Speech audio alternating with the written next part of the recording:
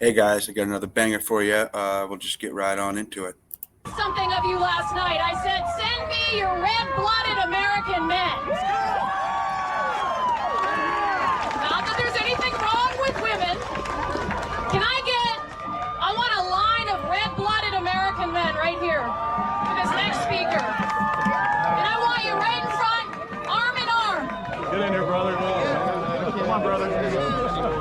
I love this. You guys are going to make me cry. Yeah, let's go. It is a sad state of affairs when a 16-year-old girl needs private. Look at this. This poor girl literally needs private security. She's 16 years old. This is crazy. Watch what these people try to do.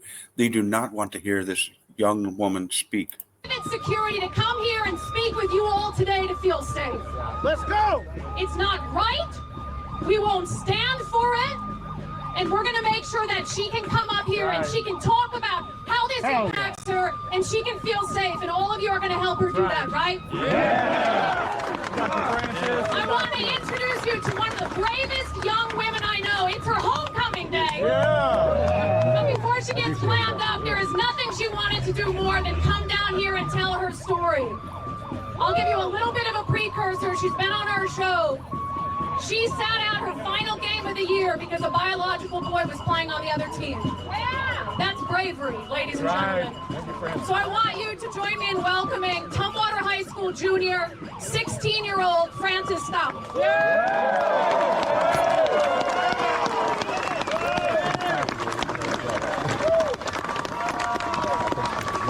You got it, Francis. You got it. You got it. Good afternoon. My name is Frances Stout. Some of you may be aware of the journey I've embarked on to bring attention to the law. Look at that. Look at that. They're trying to drown her out. People with their damn these cowards with their faces covered, trying to drown this poor girl out. This is insane. Guys that are being told in the state of Washington and very far beyond. There seems to be a few misconceptions about the narrative surrounding Title IX, as well as threats that women are facing in sports and public spaces. We are being told that affirming gender care and dysphoria is helping our children, and those who listen to their gut feeling, which is telling them that it is wrong, are abusive. We are being told that 18-year-old men are not present in the locker rooms and bathrooms of 15-year-old girls seeking to silence their voices, eradicating the fundamental female rights that the left.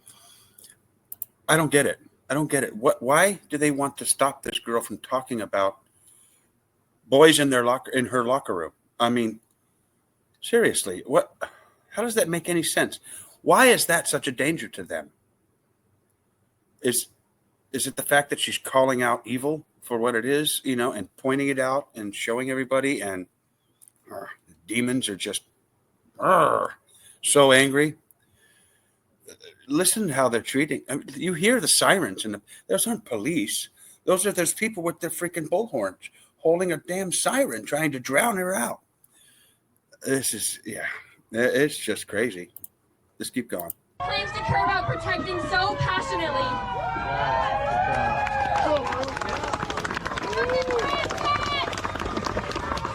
When the voice belongs to a young woman like myself, who dares to stand up to autocrats such as Governor Bob Ferguson and State Superintendent Chris Reichdahl, as well as Attorney General Nick Brown, the agenda shifts, only serving a protected class who goes along with a radical ideology that women will be pushed out of the spaces that they occupy without a fight. Washington is in desperate need of immediate intervention, as the individuals I previously mentioned will continue to do everything in their power to push radical gender ideology into schools, interfere with healthy family structures, silence free thinking and debate, remove religion from the public square, and threaten anyone who gets in their way with frivolous allegations and lawsuits.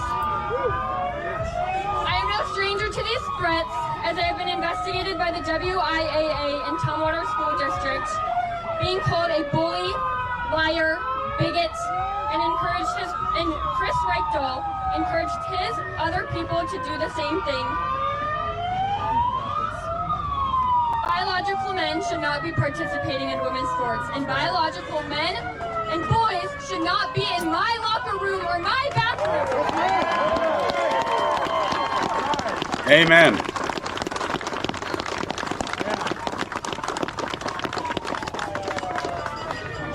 It is a job of mothers, fathers, grandparents, coaches, teachers, and American citizens to protect our girls, both physically as well as constitutionally under the 1st and 14th Amendments. I encourage you to vote yes on IL 26-638, which will protect fairness in girls' sports. Yep.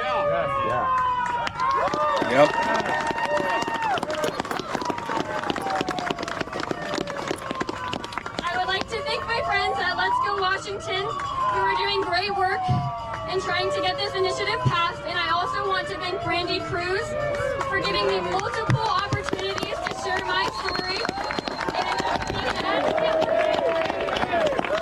Go, Brandy!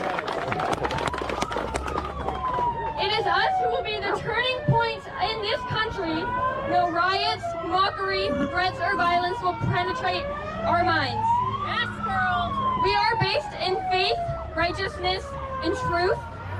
And this is a foundation that is not easily and not will be shaken. Amen! As a 16-year-old girl, I have enough belief in my principles to willingly subject myself to the harshest criticism, threats, and evil intentions. How interesting that it has only propelled me to greater heights. Ain't that the truth? This is a young female, Charlie Kirk in the making. She is going to go places. She's already gone places. She has made a name for herself already. And these lefties and these, evil people, they just can't stand it. They do not want, especially her, beautiful little white girl. They can't stand that. How dare they? That must be white privilege. They don't count, or they don't even consider the fact that she's gone through serious trauma to get to where she is today. So, let's just keep going. Today, I am asking you to do the same, and you have the power to speak out. No matter your religion, job, age, social status, or gender, you don't need to be a politician, professor, or expert. You need to have the bravery to look a lie in the face and know that it is wrong and call it out for being so. Yes.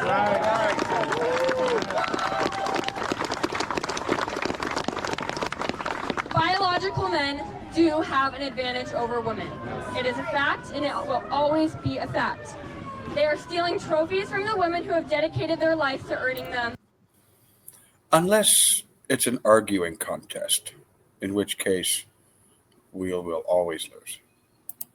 And it is an issue that needs to be solved at the root with mental health professionals and people who have their best interests at heart. Yes! Imagine telling a person with body dysmorphia that they should starve themselves. How outraged would we be as a society?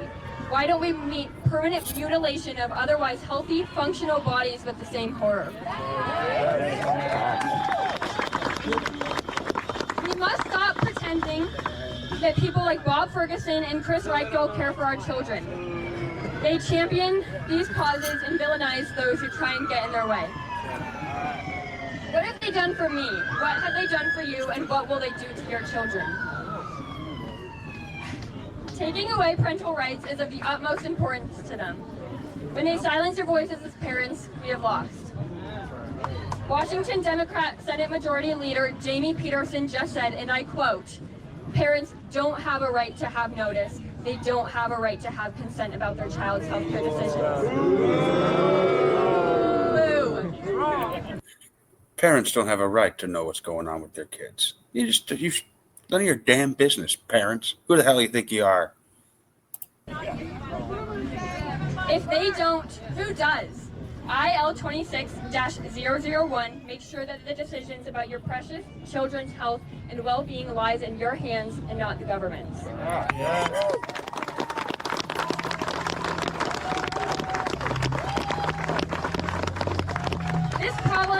not going away, and men will continue to have the medals placed around their necks, and the women will feel the weight on their shoulders because of it. I encourage everybody to have conversations with their families around the dinner table and speak out against what is wrong and stand firm in your beliefs. Teach our children that they will never be in trouble for speaking up in a respectful manner, regardless of culture's consequences. Pray for those who are confused and vulnerable. Pray for our schools and pray for our country. Yeah, this girl's good. This girl's good. They can't stand it. They just can't stand it. You know, how dare she be so articulate? And how dare she stand up to them? Well, she's supposed to be afraid of them. Aren't we all? You are all supposed to be afraid of this transgender mafia. You know, this LGBTQ mob. It's, you know what? And I recently saw a story recently. That the LGB has broken away from the T and the Q. Go figure. They're even too crazy for them.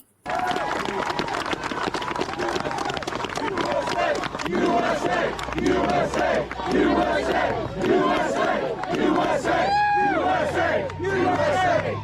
I would like to end out with a verse from 2 Timothy chapter 1, verse 7 that says, "For the Spirit God gave us does not make us timid, but gives us power, love, and self-discipline." And I encourage everyone to not be timid, and you have the tools you need to make a difference. You may feel small, but don't forget, the silent majority is awakening, and we are bigger than you have ever seen before. And one last thing, don't forget to fight, fight, fight. Yeah.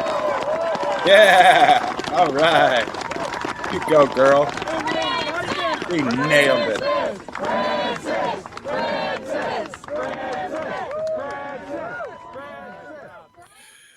All right. Thank you, Brandy, for making that video. That's a really good one. I really enjoyed it. So yeah, everybody watch that, keep an eye on that little girl. She's going places. She may be, maybe going into politics. I think that's her plan. So yeah, keep an eye on her. It's going to be very interesting.